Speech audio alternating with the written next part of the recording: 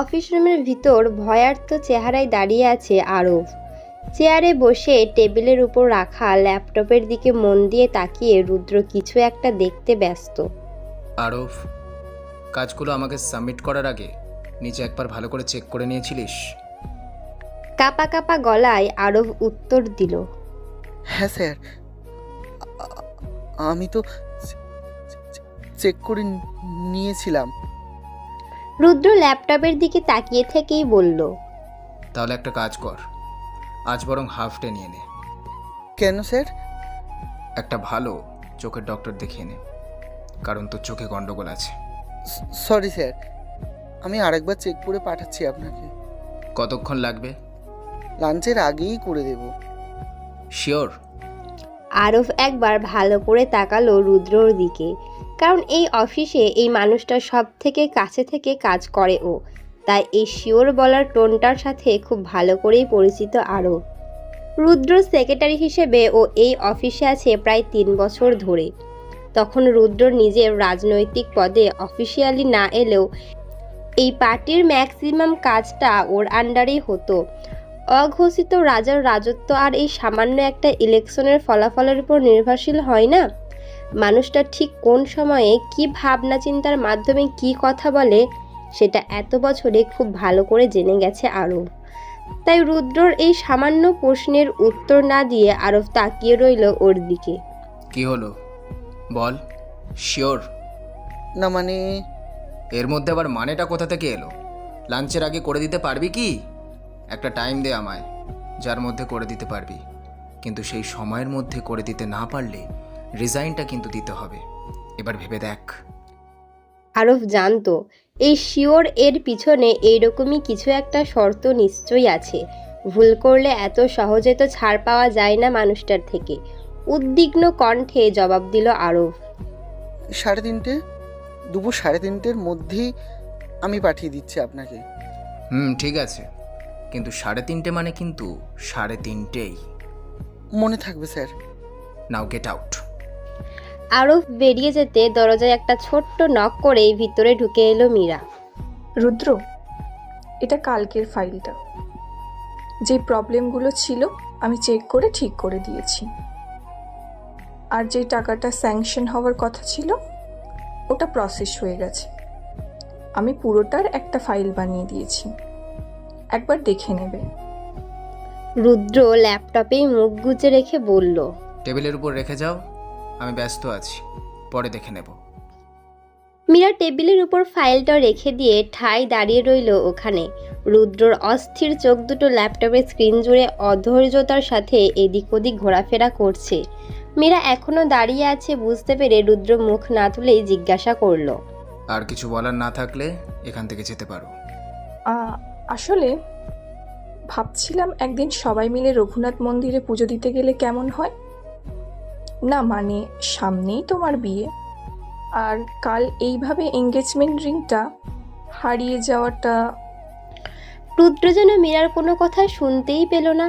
ওকে পুরোপুরি উপেক্ষা করে ল্যাপটপের দিকে নিজের দৃষ্টি স্থির রাখলো। মীরা রুদ্রকে খুব ভালো করে চেনে।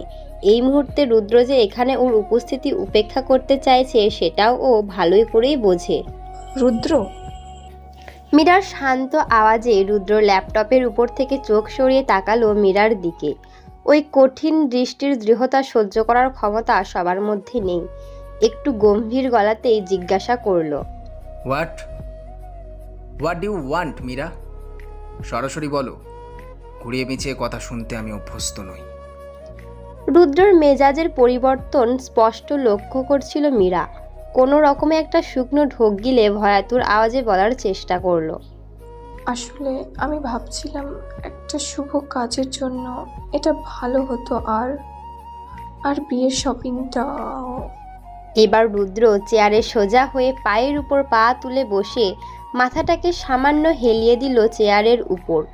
চোখের দৃষ্টি তখনও মীরার উপরেই স্থির। কপালের ভাঁজ আরো গভীর হলো ওর। মীরা, এগুলো করা বন্ধ করো। তোমাকে আগেও বলেছি, আবারও বলছি, আমি এগুলো একদম পছন্দ করি না। তুমি আমার দাদার বউ, সম্পর্কে আমার বৌদি। তাই যেই বিহেভগুলো করছো সেগুলো একদম ঠিক না। আমাকে নিয়ে যেই দিবা স্বপ্নগুলো দেখছো সেগুলো উচিত না। আর একটা কথা, কিন্তু আমি বারবার বলা পছন্দ করি না। এরপর আমি কিন্তু আর মুখে কথা বলবো না। আমার ধৈর্যের সীমাটা আবার সবার থেকে অনেক কম। তাই ভালো চাও তো নিজেকে শুধরে নাও। রুদ্রর বলা প্রতিটা শব্দ মীরাকে যেন ভেতর থেকে ক্ষতবিক্ষত করে দিল। রুদ্রর বলা শব্দগুলোর ধার এত কেন বেশি হয় বুঝতে পারে না ও। রুদ্রর ওর প্রতি এই ঠান্ডা ব্যবহারগুলো ওর হৃদয়ে রক্ত ঝরায়। এতগুলো বছর এই মানুষটাকে খুব কাছে থেকে দেখছে মীরা। মানুষটার স্বভাব চরিত্রের ব্যাপারে একটা স্পষ্ট ধারণা আছে ওর। রুদ্র এমন একটা মানুষ যার সাথে ঝামেলায় জড়ানো একদম বুদ্ধিমানের কাজ নয়। মানুষটাকে উপর থেকে দেখতে যতই সুদর্শন, বলিষ্ঠ, আকর্ষণীয় পুরুষ বলে মনে হোক না কেন, এই সুগঠিত শরীরের আড়ালে একটা নিষ্ঠুর, নির্মম, অমানবিক, হৃদয়হীন ভাব, অনুভূতিহীন দানবের বাস। সবটা জেনে শুনেও মানুষকে মানুষ বলে মনে না করা এই ভয়ঙ্কর মানুষটার প্রতি বহু বছর ধরে একটু একটু করে অনুভূতি গড়েছে মীরার মন। আবেগ, দয়ামায়াহীন এই মানুষটা কোনোদিন বোঝেইনি ওর মনটাকে। পাষাণের মতো কঠিন তার হৃদয়ে কি কোনোদিন কোনো অনুভূতিই লালিত হয়নি? খুব জানতে ইচ্ছা করে মীরার। অজান্তেই চোখের সামনে নোনা জলের একটা আস্তরণ তৈরি হতে থাকে। এমন কত আবেগ যে বিনিদ্র রাতগুলোতে নিঃশব্দে চোখের কোল হয়ে ঝরে গেছে তার কোনো হিসাব নেই। কান্না ভেজা গলায় ফুপিয়ে উঠল মীরা। আ- আমি আমি পারছি না রুদ্র, প্লিজ একটু বোঝার চেষ্টা করো। এতগুলো বছর আমি তোমাকে ছাড়া আর কাউকে নিয়ে ভাবিনি কোনোদিন। আমি শুধু তোমাকে ভালোবেসেছি, শুধু তোমায়। আমরা দুজনে তো একটা সম্পর্কে জড়িত ছিলাম রুদ্র, তাহলে কেন এমন করলে? তোমার চোখের সামনে ওরা আমাকে তোমার দাদার সাথে বিয়ে দিয়ে দিল, আর তুমি চুপ করে দেখলে, প্রতিবাদ করলে না। তোমার কি কিছুই ফিল হয় না? কোনো আবেগ, অনুভূতি কি তোমার মধ্যে নেই? এতটা নির্দয় কেন তুমি রুদ্র? কেন? I don't love Ved, I love only you. Rudra প্রচণ্ড রাগে চেয়ার ছেড়ে উঠে দাঁড়ালো এবার। স্টপ ইট মীরা, তোমার মাথা খারাপ হয়ে গেছে। আমি কি শুরু থেকেই তোমাকে বলিনি যে এই জায়গাটা আমার জীবনের অন্য কারোর? না আমার হৃদয়ে কোনো আবেগ অনুভূতি নেই? তো এই হৃদয় শুধু রক্তের গন্ধেই শান্ত হয়। এইসব ভালোবাসা, যত্ন, অনুভূতি, আবেগ এইগুলো আমার জন্য ভীষণ সীমিত। আর সেই সীমিত অনুভূতিগুলো শুধুমাত্র একজনের প্রতিই আসে আমার। And you know that very well from the very first day. আমি একদম প্রথমেই এটা স্পষ্ট করে বলেছিলাম তোমায়। মীরা জানে ওর এই অন্তহীন ভালোবাসার কোনো দাম নেই এই মানুষটার কাছে, কিন্তু ও নিজেও বা কি করবে? ও যে নিজের মনের কাছে ভীষণ অসহায়। ও জানে সামনের এই মানুষটা বাকি 5টা সাধারণের মানুষ থেকে আলাদা। ও নিজের মনের কথা ব্যক্ত করতে পারে না কাউকে, মনের অনুভূতিগুলো ভাষায় প্রকাশ করতে পারে না। যত্ন করা, খেয়াল রাখা, আবেগী মুহূর্তে বাঁচা, এগুলো এই মানুষটার জন্য নয়। একটা নরম মনের নরম মানুষ নয় রুদ্র। নম্র, ভদ্র, স্নিগ্ধ, ভালোবাসা, ফিলিংস, এই ধরনের শব্দগুলো এই মানুষটার ক্ষেত্রে একেবারেই যায় না। কিন্তু তবুও প্রথম দিন থেকে মানুষটা যে একটু একটু করে ওর মন মস্তিষ্কের সবটা জুড়ে নিজের আধিপত্য বিস্তার করতে শুরু করেছিল। আর আজ ওর সবটা জুড়ে শুধু রুদ্রই তো বিরাজিত। মীরা অশ্রু ভেজা চোখে তাকিয়ে রইল রুদ্রর দিকে। But you don't love Misha also, do you? আমি পরিষ্কার দেখতে পাই সেটা। আমি নই, মিশা নয়, তাহলে কে রুদ্র? গত 12টা বছর ধরে আমি তোমার সঙ্গে আছি। এই 12টা বছরে অন্য কোনো মেয়ের সাথে আমি তোমাকে কথা পর্যন্ত বলতে দেখিনি, আর মেলামেশা তো দূরের কথা। তাহলে তুমি কি মিথ্যে বলছো না? আর মিশার সাথেই বা এই বিয়ের নাটক কেন? রুদ্র গর্জে উঠল এবার। This is none of your business Meera. ওটা আমার পার্সোনাল স্পেস, আর ওটাই ইন্টারফেয়ার করার অধিকার আমি কাউকেই দিইনি, কাউকেই নয়। নাও লিভ। আমি কিন্তু দ্বিতীয়বার আর বলবো না। রুদ্রর প্রতিটা ব্যবহার বারবার ওকে বুঝিয়ে দেয় যে রুদ্র সত্যি ওর প্রতি কিছুই অনুভব করে না। ওর জীবনে মীরা নামের মানুষটার যেন কোনো জায়গাই নেই। কিন্তু এত কিছুর পরেও মীরা বারবার চলে আসে ওর কাছে নিজের ভালোবাসার দুর্বলতা নিয়ে, আর বারবার এই অপমানটুকুই ওর প্রাপ্য হয়। আর ওখানে দাঁড়ায় না মীরা, রুদ্রর ওই আওয়াজের তীব্রতা যে সতর্কবার্তা বয়ে নিয়ে এসেছে ওর কান পর্যন্ত। তারপর ওখানে দাঁড়িয়ে থাকা মানে বিপদকে যেচে আমন্ত্রণ জানানো। মাথা নিচু করে বিষণ্ণ মনে রুদ্রর রুম ছেড়ে বেরিয়ে যায় মীরা। রুদ্র প্রচণ্ড বিরক্তিতে মাথার পাশের চুলগুলোতে হাত ডুবিয়ে শক্ত করে টেনে ধরে একবার। বারবার সবাই ওর জীবনের এই জায়গাটাতেই কেন ঢুকতে চায় বুঝে পায় না ও।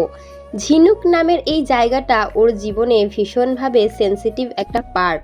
এটাতে যে অন্য কারোর প্রবেশ একেবারেই নিষেধ, সেটা বুঝতে এই মানুষগুলোর এত সমস্যা কেন হয়? ভালোবাসা মানেই কি তার সাথে যোগাযোগ থাকতে হবে, তার সাথে মেলামেশা করতে হবে, তার কাছে থাকতে হবে? না তো, দূর থেকে ভালোবাসাটা অনেক বেশি সুন্দর আর অনেক বেশি নিজের। এই ভালোবাসাটার উপর অধিকারও শুধুমাত্র ওর নিজের। এই ভালোবাসায় মনের মানুষটার প্রতি দুর্বলতা, যত্ন, সম্মান প্রকাশের জন্য মানুষটার অনুমতির পরোয়া থাকে না। বুকের ভিতর তিল তিল করে গড়ে তোলা সুন্দর স্বপ্নগুলো, আশা আকাঙ্ক্ষা, বাসনাগুলো শুধুমাত্র নিজের হয়। নির্মম, নিষ্ঠুর, অমানবিক, কুলসিত রুদ্রর এই জীবন যেন ঝিনুকের নিষ্পাপ মনের সরলতা, নিষ্কুলসতার পিপাসার্ত এক যুগ ধরে। ওই কোমল মনের পবিত্রতার প্রতি তো বারবার দুর্বল হয়েছে এই পাষাণ হৃদয়। যত দিন গেছে তত ওই নিষ্পাপ মনটার প্রতি আরও লোভী হয়েছে রুদ্র। একটা তীব্র লালসা ওকে গ্রাস করেছে প্রত্যহ। সরলতার এই অনুভূতি উপরওয়ালা ওকে দেয়নি, দিয়েছে কেবল এক উগ্রতা, নির্দয়তা, ক্রূরতায় ঘেরা জীবন। ঘাতক বানিয়েছে ওকে জীবনের জটিল উদ্দেশ্যগুলো। কিন্তু এই রুক্ষ জীবনের মরুভূমিতে বারবার মরীচিকার মতো এসে হাজির হয়েছে ঝিনুকের প্রতি ওর অনুভূতিগুলো।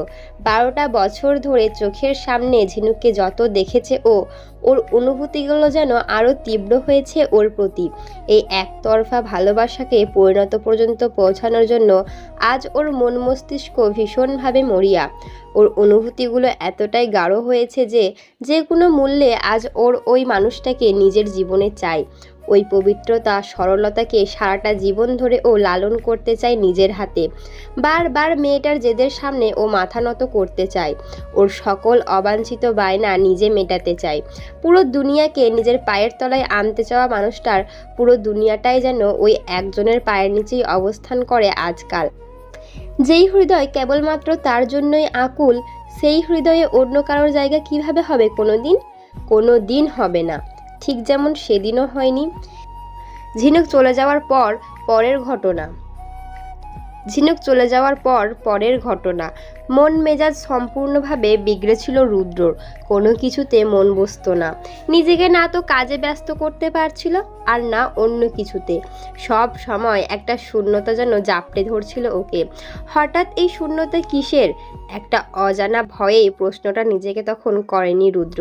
নিজের কাছে নিজে দুর্বল প্রমাণিত হওয়ার একটা তীব্র ভয়। দিনের মনে দিন যেতে লাগলো। সকাল থেকে রাত পর্যন্ত ওর অভ্যাসে ঝিনুক ওতপ্রোতভাবে জড়িয়ে গেছিল। সেই অভ্যেসে হঠাৎ পরিবর্তন যেন মন মস্তিষ্ক কিছুতেই মেনে নিতে চাইছিল না। নিজের মধ্যেই বিভ্রান্ত রুদ্র আরও বেশি খিটখিটে, আরও বেশি মেজাজি, উগ্র হয়ে উঠতে শুরু করছিল দিন দিন। ওমবাবু ছেলের হঠাৎ পরিবর্তনে ভীষণ চিন্তিত ছিলেন। অ্যাসাইনমেন্টের পর অ্যাসাইনমেন্ট ওনার কাছে পৌঁছাতে ব্যর্থ হচ্ছিল। কোটি কোটি টাকার লোকসান, শত্রুপক্ষের ওইভাবে মাথাচাড়া দিয়ে ওঠা, পার্টির বিভিন্ন সমস্যা, সব মিলিয়ে ওমবাবুর একা নাজেহাল হয়ে উঠেছিলেন। রুদ্রকে স্বাভাবিক না করতে পারলে যে ওনার সব ডুবে যাবে সেটা উনি ভালোই বুঝতে পারছিলেন। কিন্তু রুদ্রর সমস্যাটা কি সেটা উনি জানতেন না। ঠিক করলেন রুদ্রর মনোসংযোগ অন্যদিকে ঘোরাতে হবে। আর তাই সব কাজে রুদ্রর সাথে মীরাকে জুড়ে দিয়েছিলেন ওমবাবু।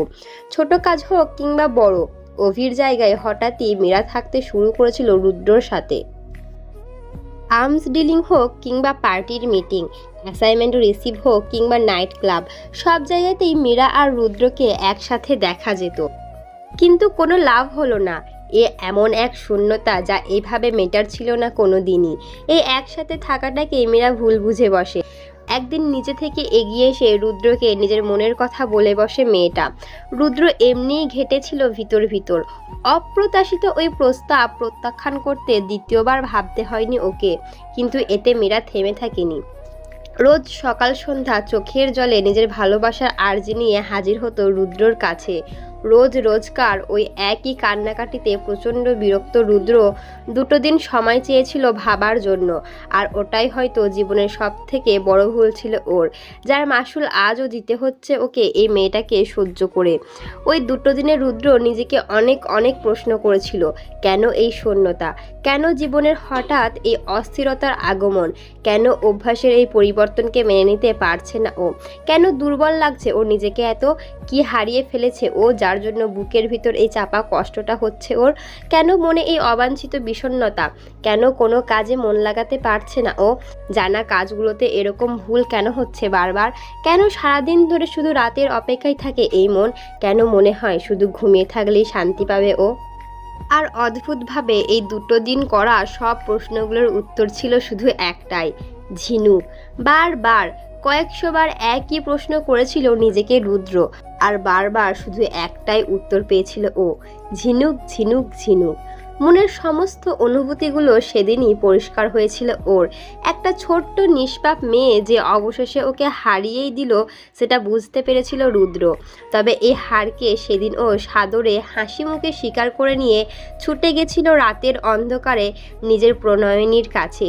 ঝিনুকের ঘুমন্ত নিষ্পাপ মুখটা সেদিন ওর জ্বলন্ত হৃদয়ে প্রশান্তির বাড়িধারা নামিয়ে এনেছিল। এক নতুন অভ্যাসে আসক্ত হয়েছিল রুদ্র সেদিন, ওই ঘুমন্ত মুখটা দেখার অভ্যাস। তারপর থেকে একটা দিনও এমন যায়নি যেদিন রুদ্র ওর ঝিনুককে দেখতে যায়নি রাতের বেলা। কাজের সূত্রে মাঝে মধ্যেই শহর থেকে বাইরে যেতে হতো বলে হিডেন ক্যামেরাও ইনস্টল করেছিল ও সারা কলেজ জুড়ে। তবে মীরাকে মিথ্যে আশায় বেঁধে রাখেনি রুদ্র, নিজের অনুভূতির কথা সবটাই জানিয়েছিল ও সেদিন ওকে, শুধু মেয়েটার পরিচয় গোপন রেখেছিল ওর থেকে। মেয়েটা যে কবে মনের মধ্যে ওকে নিয়ে এমন ভুল ধারণার পোষণ করতে শুরু করেছে রুদ্র জানে না। আজও রুদ্র বুঝে পায় না কিসের সম্পর্কের কথা মেয়েটা বারবার ওকে বলে। নিতান্তই ওর ড্যাডের কথা রাখার জন্য সেই দিনগুলোতে ওর সাথে কিছু সময় কাটিয়েছিল ও, তাও শুধু কাজের ব্যাপারে। এটাকে যদি মেয়েটা কোনো অবাঞ্ছিত সম্পর্কের নাম দিতে চায় তাহলে রুদ্রর সত্যিই কিছু করার নেই।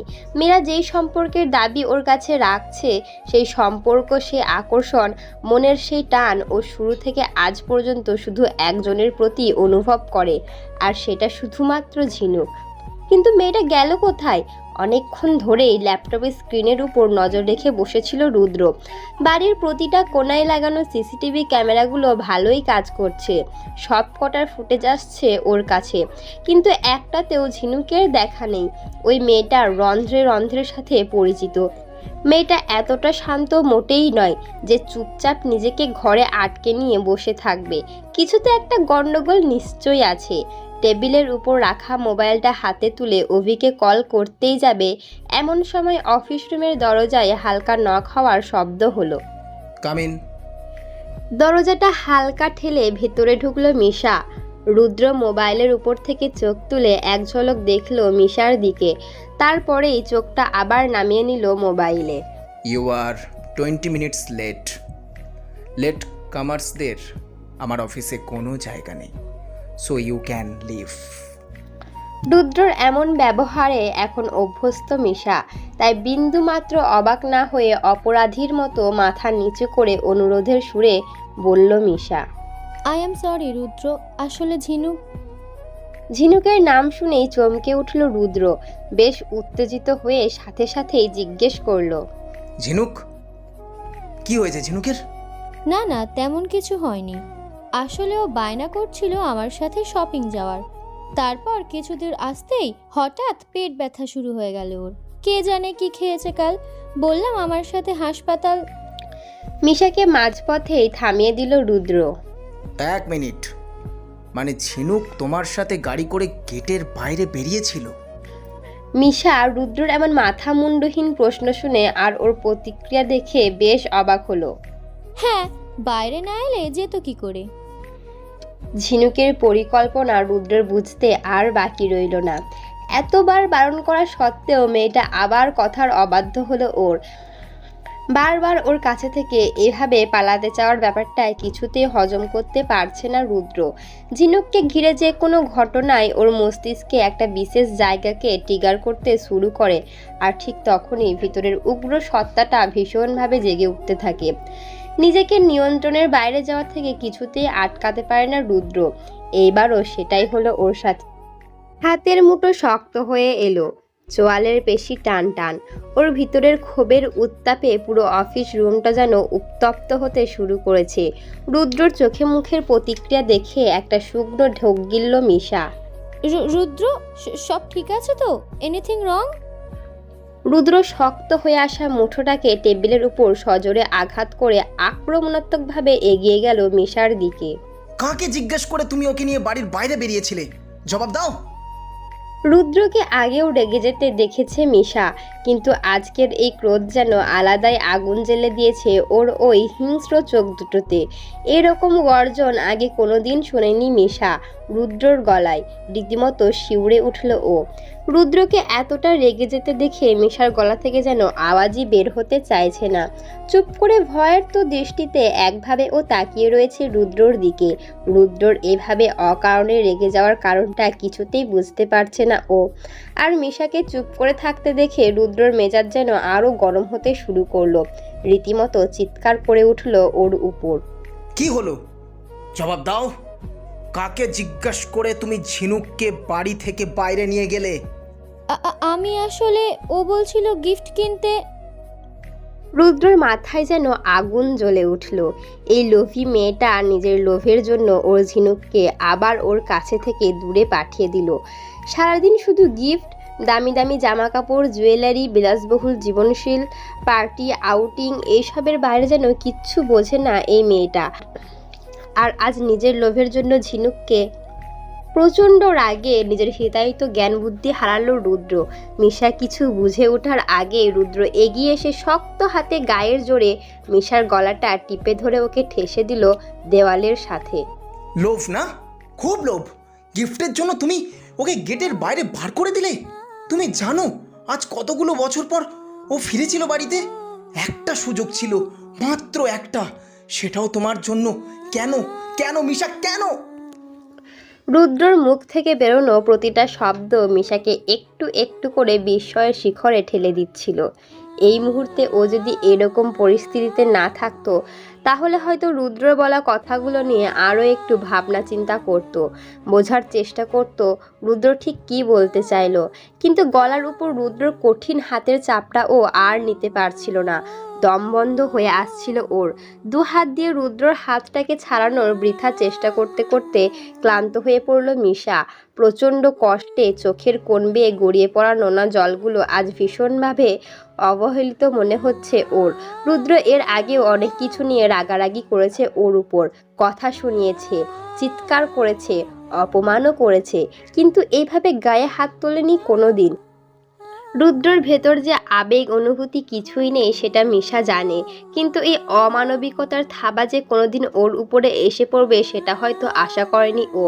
অক্সিজেনের ঘাটতি নিমেষে ওর শরীর সহ মস্তিষ্কটাকে অসাড় করে দিতে শুরু করলো। মিশাকে নেতিয়ে পড়তে দেখে রুদ্র যেন হঠাৎ করেই বাস্তবে ফিরে এলো। যেই বোধবুদ্ধিটুকু সাময়িকভাবে লোপ পেতে বসেছিল সেগুলো হঠাৎ করে স্বাভাবিক হতে শুরু করলো। সাথে সাথে মিশাকে ছেড়ে দিয়ে দুপা পিছিয়ে এলো রুদ্র। দু হাতে গলার কাছটা ধরে কাস্তে কাস্তে মাটিতে ধপ করে বসে পড়ল মিশা। চোখ দিয়ে কষ্টে অভিমানে নোনা জলের ধারা নেমে আসছে একভাবে। Get out. মিশা ওই অবস্থাতেও চমকে উঠল। মানুষ কতটা নিষ্ঠুর হলে এমন করে? নিজের অমানবিকতায় অনুতপ্ত হওয়া তো দূরের কথা, ওকে একটু স্থিতিশীল হওয়ার সময়টুকুও দিচ্ছে না লোকটা। এক বুক অভিমানে গলার কাছটা বুঝে এলো মিশার, কিন্তু ও জানে ওর অভিমানের থেকে অনেক বেশি দামি রুদ্রর ওর প্রতি স্বাভাবিক থাকাটা। রুদ্রর ওর জীবনে থাকাটা ঠিক কতটা ম্যাটার করে সেটা ও খুব ভালো করেই বোঝে। তাই অভিমান, রাগ, অভিযোগগুলোকে পাশে সরিয়ে চোখের জলগুলো মুছে নিয়ে স্বাভাবিকভাবেই জিজ্ঞাসা করলো ও। আই অ্যাম সরি রুদ্র, কিন্তু ঝিনুককে নিয়ে এত টেন্স কেন লাগছে তোমাকে? কিছু হয়েছে? মিশার প্রশ্নে রুদ্রর হঠাৎ খেয়াল হলো ও ভুল সময় ভুল জায়গায় ভুল প্রতিক্রিয়া দিয়ে ফেলেছে। কিন্তু ও কি করবে? ঝিনুকের ব্যাপার আসলে ও যে নিজের উপর একদম নিয়ন্ত্রণ রাখতে পারে না। ও খুব ভালো করেই জানে গাড়ি থেকে নেমে ঝিনুক বাড়ি ফিরবে না, ও সোজা নিজের হোস্টেলে যাবে। কথাটা ভাবতে রাগের তীব্রতা আরও একবার আকাশ ছুঁতে লাগলো ওর। ইচ্ছে তো করছে এই মুহূর্তে সামনে দাঁড়িয়ে থাকা এই গড ফর নাথিং মেয়েটাকে জ্যান্ত মাটিতে পুঁতে দিতে। আজ ওর জন্য ঝিনুক আবার ওকে ছেড়ে চলে যেতে পেরেছে, কিন্তু একটা সামান্য ভুল এই মুহূর্তে পুরো সাজানো গুটিগুলোকে পাল্টে দিতে পারে, আর সেটা হলে সব গন্ডগোল হয়ে যাবে ওর জন্য। এটা ভেবেই রুদ্র চোখ বন্ধ করে হাত দুটো মুষ্টিবদ্ধ করে ভিতরে ঘটে চলা বিস্ফোরণগুলোকে সাময়িক প্রশমিত করার চেষ্টা করলো। রুদ্রর প্রতিক্রিয়া ভীষণভাবে ভাবাচ্ছে মিশাকে। ও চায় না কোনো পরিস্থিতিতেই রুদ্র ওর থেকে মুখ ফিরিয়ে নিক। রুদ্রর সাথে বিয়েটা ওর জন্য একটা নিরাপদ ভবিষ্যৎ, এটাকে ও কিছুতেই হাতছাড়া করতে পারবে না। রুদ্র, মিশার আওয়াজটুকু শুনতে অনিচ্ছুক রুদ্র ওকে বলতে না দিয়ে গর্জে উঠল। Get the fuck out of my office, Misa! I want repeat that. রুদ্রর আওয়াজে প্রচণ্ড ভয়ের একটা শীতল চোরা স্রোত মিশার শিরদাঁড়া বেয়ে নিচের দিকে নেমে গেল। ঘটনার আকস্মিকতায় এখনো কিংকর্তবিমূঢ় হয়ে দাঁড়িয়ে আছে ও একভাবে। ও তো বুঝতেই পারছে না ঝিনুকের গেট থেকে বাইরে বেরিয়ে আসাতে কি এমন মহাভারত অশুদ্ধ হয়ে গেছে যে রুদ্র এমন আচরণ করছে। কিন্তু এই মুহূর্তে এই প্রশ্নটা ও রুদ্রকে করতে পারবে না, তাই চুপচাপ মাথা নিচু করে রুম থেকে বেরিয়ে গেল মিশা। অফিস রুমের দরজার বাইরে দাঁড়িয়ে থাকা মীরাকে দেখে কিছুক্ষণের জন্য থমকে দাঁড়িয়ে পড়ল মিশা। মিশার ঠোঁটের কোণায় লেগে থাকা উপহাসের হাসিটা ভিতরটা জ্বালিয়ে দিচ্ছে ওর। Can't you see, Misha? Can't you see at all? Meera কি বলতে চাইছে বুঝতে না পেরে বিভ্রান্ত মিশা অবাক হয়ে তাকালো ওর দিকে। What? That Rudra does not love you. তোমার কি মনে হয় কেউ কাউকে ভালোবাসলে এমন ব্যবহার করতে পারে? আমি তো আজ পর্যন্ত রুদ্রকে তোমার সাথে ভালোভাবে কথাটুকু বলতে দেখি। আচ্ছা মিশা, ভালোবাসার মানুষের প্রতি শারীরিক টান থাকাটা তো খুব স্বাভাবিক একটা ব্যাপার, তাই না? ভেবে বলো, রুদ্র আজ পর্যন্ত তোমাকে কোনোদিন ছুঁয়ে দেখেছে? একটা ছোট্ট কিস? না। তাহলে আমি কি ভুল কিছু বললাম? তুমি ওর জন্য শুধু একটা শোপিস, বিয়ে করে ঘরে সাজিয়ে রাখার মতো।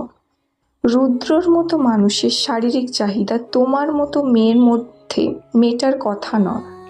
Look at you, that slim and weak figure you have. এই ফিগারে 2-4টে ফটো শ্যুট করা যায়। রুদ্রর মতো মানুষের শরীরকে ঠান্ডা করা যায় না। রুদ্রর খিদে কি করে মেটাবে? পুয়ার মিশা। রুদ্রর কেবিন থেকে একরাশ হতাশা নিয়ে বেরিয়ে আসার পর মীরার মুখে এমন অপমানজনক কথাগুলো শুনে মিশা আর চুপ থাকতে পারল না। আমার শরীরে রুদ্র ঠান্ডা হবে কিনা সেটা পরের ব্যাপার, কিন্তু তুমি যদি নিজের হাজবেন্ডের সাথে স্যাটিসফাই না হয়ে থাকো তাহলে প্লিজ অন্য কোথাও গিয়ে ট্রাই করো। ওয়াই রুদ্র? রুদ্র আমার ফিয়ান্সে। অন্যের উদ্ভিদের ওপর নজর দেওয়া মেয়েদের কি বলে নিশ্চয়ই জানো আশা করি। নেক্সট টাইম রুদ্রর আশেপাশে ঘুরতে দেখলে ওই সুন্দর মুখটার জিওগ্রাফি কিন্তু আমি বদলে দেব। Mind your own business your bitch. আমার সাথে লাগতে এসো না, আমারটা আমি ঠিক বুঝে নেব।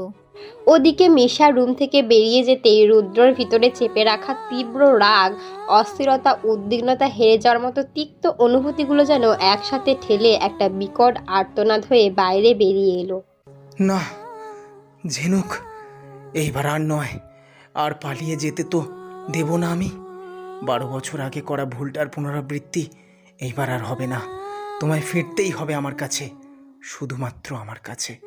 রুদ্রকে রুদ্ররূপে এখনও দেখোনি তুমি। তোমার জেদকে যদি আমি সযত্নে লালন করতে পারি তাহলে সেটাকে নিয়ন্ত্রণেও আনতে পারি, আর তুমি সেটা করতে আমায় বাধ্য করলে এইবার। বন্ধ চোখের পাতার উপর কল্পনার তুলির টানে ফুটে ওঠা ঝিনুকের নিষ্পাপ মুখটাকে স্পষ্ট দেখতে পাচ্ছে রুদ্র। একটা গভীর নিঃশ্বাস ভিতরে টেনে নিয়ে সমস্ত আবেগ অনুভূতিগুলোকে প্রশমিত করার চেষ্টায় ঠোঁটের কোণায় একটা ধূর্ত হাসির রেখা ফুটে উঠল ওর। টেবিলে পড়ে থাকা মোবাইলটা হাতে তুলে নিয়ে একটা নম্বর ডায়াল করলো রুদ্র। হ্যাঁ, একটা কাজ আছে। ইমিডিয়েট ইমপ্লিমেন্ট করতে হবে। রুদ্রর কাছে থেকে ছাড়া পেয়ে সোজা হোস্টেলের পথ ধরেছিল ঝিনুক। কলেজের গেট পেরিয়ে হাসি মুখে ভিতরে প্রবেশ করলেও সামনে দাঁড়িয়ে থাকা রোহান, খুশি, মায়েরার গোমরা মুখগুলোকে দেখে ওর মুখের হাসিটাও যেন হাওয়ায় মিলিয়ে গেল কোথাও। আজ থেকে ওদের ভ্যাকেশন শুরু হচ্ছে। প্রতিবার ভ্যাকেশনে ওরা সবাই মিলে অ্যাঞ্জেলের হয়ে শহর থেকে দূরে বিচ্ছিন্ন প্রত্যন্ত এলাকায় গিয়ে কাজ করে। Free medical check up, medicine provide করা, দুস্থ মানুষজনদের জামা কাপড়, খাবারের ব্যবস্থা করা, কিছু পড়াশোনায় ভালো ছাত্রছাত্রীরা যারা অত দূর থেকে পড়াশোনা করার ঠিকঠাক সুযোগটা পায় না তাদের উপযুক্ত ব্যবস্থা করে দেওয়া, এই সব কাজগুলো করে থাকে ওরা। খুশি আর মায়েরা বাড়ি থেকেই কাজে আসে, কিন্তু রোহান বাড়ি যায় না। প্রতি বছর ঝিনুকের সাথেই থেকে যায় ক্যাম্পাসে।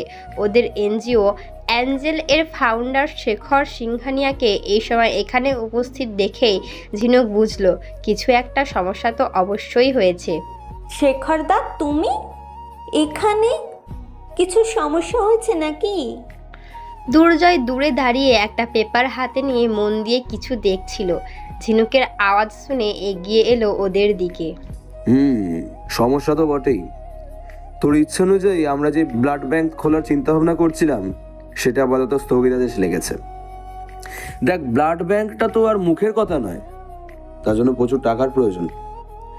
শেখরদার সাথে কথা বলে অনেক জায়গা থেকে ডোনেশনের ব্যবস্থা করা হয়েছিল, কিন্তু ব্লাড ব্যাংক তো দূরের কথা, এবার ভ্যাকেশনে তোরা সাধারণ কাজগুলো করতে পারবি কিনা সন্দেহ আছে। দুর্জয়ের কথাগুলো ঝিনুকের কপালে গভীর ভাঁজের সৃষ্টি করলো। প্রচণ্ড বিস্ময়ের সাথে ও দুর্জয়ের হাতে থেকে পেপারটা টেনে নিয়ে অফিসিয়াল ফাক্স নোটিশটা ভালো করে পড়ল একবার। পরিষ্কার লেখা আছে এঞ্জেলের অ্যাকাউন্টে হঠাৎ কিছু বড় অঙ্কের অ্যামাউন্ট ট্রানজ্যাকশন হওয়ার কারণে কিছু অফিসিয়াল ভেরিফিকেশনের প্রয়োজন হয়ে পড়েছে, আর ততদিনের জন্য অ্যাঞ্জেলের লাইসেন্স সাময়িকভাবে স্থগিত রাখা হচ্ছে। যতদিন অফিসিয়াল কাজ সম্পূর্ণ না হবে ততদিন এঞ্জেল কোথাও কোনো রকম কাজ করতে পারবে না। What the hell! আর ওরা জানে না যে এঞ্জেল নন প্রফিটেবল এনজিও? আর এই টাকাগুলো তো ডোনেশনের। বোকার মতন কথা বলিস না। ওদের কি যায় সেটা প্রফিটেবল হোক বা না প্রফিটেবল হোক, তবে আজ এতদিন পর হঠাৎ করেই এমন হওয়াটা কেমন একটা অদ্ভুত লাগছে। শিক্ষক ডিপার্টমেন্টের সাথে কথা বলেছিলি একবার? তোমার তো পরিচিতি অনেক আছে। বলেছি, কিন্তু ওরা বলেছে এই নোটিশটা স্পেশালি আয়কর ডিপার্টমেন্টের উপর মন্ত্রক থেকে পাঠানো হয়েছে, এতে ওরা কেউ কোনো রকম সাহায্য করতে পারবে না। আমি তো ভেবেই পাচ্ছি না যে সমস্যাটা কোথায় হলো এদের। আয়করের উপর মন্ত্রক থেকে কে হতে পারে? দেখি পেপারটা দে একবার এদিকে। ঝিনুকের হাত থেকে পেপারটা নিয়ে ফ্যাক্স নম্বরটা একবার চেক করলো দুর্জয়। দুর্জয়ের কথায় চমকে উঠল। কি? Rudra? I mean Rudranil Singh Shekhawat? Authorization তো ওনারই, উনি ছাড়া আর কেই বা হতে পারে এখানে? রাজ্য স্তরের কোনো নেতার পক্ষে তো এটা করা সম্ভব নয়, আর এই মুহূর্তে সেন্ট্রালের কাজে হস্তক্ষেপ করার মতন উনি ছাড়া তো আর কেউ আছে বলে আমার মনে হয় না। কিন্তু ইন্টেনশন কি? আর এমন একটা ব্যক্তিত্ব নিজের সব কাজকর্ম ছেড়ে হঠাৎ এইরকম একটা ছোট এনজিওতে ইন্টারেস্টেড কেন? বিস্ময়ের চিহ্ন ঝিনুকের চোখে মুখে স্পষ্ট। মনে মনে ভাবে ঝিনুক, রুদ্র? এই সবটার পেছনে রুদ্রের হাত? কিন্তু কেন? কি চাই ওর? ইস, এইবার আমাদের ওই বাচ্চাগুলোর স্কুলের ব্যবস্থা করার কথা ছিল। আমি তো স্কুলের পাশে ওদের থাকার জায়গাটাও দেখে এসেছি। ওরা কত খুশি হয়েছিল আগের বার স্কুলে পড়তে পারবে শুনে। ওটা তো না হয় পরে করিয়ে দেওয়া যাবে, কিন্তু যেই ওষুধগুলো আনানো হয়ে গেছে সেগুলোর কি হবে? পরীক্ষার চাপে তো আর যাওয়াই হয়নি, অনেকগুলো মেডিসিনের দরকার ওদের। আচ্ছা, মেডিসিনটা তো আমরা এমনি খেয়ে দিয়ে আসলেও হয়। একটা দুটো মেডিসিন হলে হতো, কিন্তু এতগুলো মেডিসিন এইভাবে অত দূর পারমিশন ছাড়া নিয়ে যাবে কি করে? রাস্তায় চেকিং হয় জানিস না? আর নোটিশ জারি হওয়ার পর কোনোভাবে যদি অ্যাঞ্জেলের নাম জড়ায় তাহলে সমস্যা আরও বাড়বে। তার থেকে বরং ভেরিফিকেশন হওয়া পর্যন্ত অপেক্ষা করে যা। এর থেকে বেটার কিছু তো মাথায় আসছে না এখন। ঝিনুক চুপ করে দাঁড়িয়ে ওদের কথাগুলো শুনছিল। সত্যি এবার ওদের যাওয়াটা ভীষণ দরকার ছিল। তাছাড়া মানুষগুলো তো ওদের যাওয়ার জন্য অপেক্ষা করে থাকে। একটু ভালো জামা কাপড়, একটু পেট ভরে ভালো খাবার, এইটুকুই তো চাহিদা ওদের। কিন্তু রুদ্র এমন কেন করলো? পাশে দাঁড়িয়ে থাকা শেখর, দুর্জয়, রোহান, খুশি, মায়েরা সহ এনজিওর হয়ে কাজ করা আরও 5-6 জনের বিষণ্ণ মুখটা ভীষণভাবে চোখে লাগছিল ঝিনুকের। এই মানুষগুলো তো কোনো স্বার্থ ছাড়াই এরকম একটা কাজের সাথে নিজেদের যুক্ত করেছে। এর পেছনে কোনো টাকা পয়সার লালসা নেই, ক্ষমতার লোভ নেই, কোনো সম্পদ প্রাপ্তি নেই, আছে শুধু মানসিক তৃপ্ততা। তাহলে এটা নিয়ে কিসের এত সমস্যা ওই বিত্তশালী লোকগুলোর? বুঝে পায় না ঝিনুক। হাতে শক্ত করে ধরে থাকা কাগজটা ওর কপালে উদ্বিগ্নতার ছাপ ফেলছে স্পষ্ট। আর 7-5 না ভেবে এটার ব্যাপারে রুদ্রর সাথে কথা বলবে বলে ঠিক করলো ও। যে মানুষটার মুখোমুখি হতে না চাওয়ার জন্য বাড়ি থেকে রীতিমতো পালিয়ে এলো আজ ও, সেই মানুষটার সামনে গিয়ে ওকে দাঁড়াতে হবে এখন। পরিস্থিতির উপর কারই বা জোর চলে? পরিস্থিতি বদলায় বলেই তো বদলায় মানুষগুলো। ইচ্ছা, অনিচ্ছা, আশা, আকাঙ্ক্ষাগুলো অজান্তেই কারাবাসে নিক্ষিপ্ত হয়। তারপর সেই বদলে যাওয়ার গল্প ঢাকতেই তো চলে নিজের সাথে কত লড়াই। শুরু হয় ধীরে ধীরে একা পথে চলতে শেখা, নিজের পায়ে দাঁড়াতে শেখা, নির্ভরশীলতাগুলো কাটিয়ে স্বাবলম্বী হতে শেখা। জীবনের এই কঠিন পর্যায়গুলো তো ও আগেই জয় করে নিয়েছে একাকী। তাই পরিস্থিতি যদি আজ আবারও ওকে ওই মানুষটার মুখোমুখি নিয়ে গিয়ে দাঁড় করিয়ে দেয়, তাতে ক্ষতি কি? এটাকেও হাসি মুখে জয় করে নেবে ও। মনের সমস্ত সাহসটুকুকে একত্রিত করে কাগজটা হাতে নিয়ে কলেজের গেটের দিকে এগিয়ে গেল ঝিনুক। ঝিনুককে কাগজ হাতে নিয়ে চলে যেতে দেখে দুর্জয় জিজ্ঞাসা করলো, কোথায় চললি? ঝিনুক যেতে যেতেই বলল, এই নোটিশের মানেটা বুঝতে। শেখাওয়াত মেনশন? লাভ নেই। মিস্টার রুদ্রনীল সিং শেখাওয়াত এইভাবে বাইরের কারোর সাথে দেখা করেন না। ঝিনুক ঘুরে তাকালো দুর্জয়ের দিকে। ঠোঁটের কোণায় লেগে থাকা বাঁকা হাসিটা দুর্জয়ের বলা কথাটাকে যেন তাচ্ছিল্য সহকারে হাওয়ায় উড়িয়ে দিল।